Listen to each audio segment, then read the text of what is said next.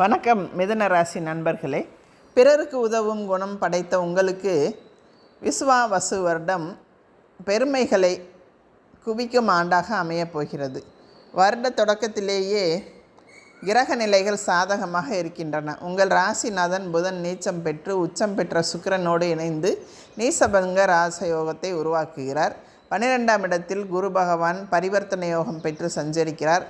இத்தனை விதமான யோகங்களோடு ஆண்டு பிறப்பதால் முத்தான பலன்கள் வந்து சேரும். இந்த ஆண்டில் ராகு, கேது, குரு, சனி ஆகிய 3 மாபெரும் கிரகங்களின் பெயர்ச்சி நிகழ இருக்கிறது. அதோடு குரு அதிசாரமாக கடகத்திற்கு சென்று உச்சம் பெற்று செல்கிறார்.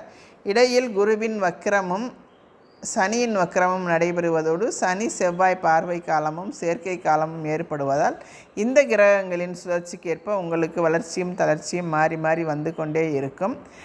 இது போன்ற நேரத்தில் யோகம் பலம் பெற்ற நாளில் அனுகூலமான தெய்வத்தை வழிபாடு செய்வது நல்லது.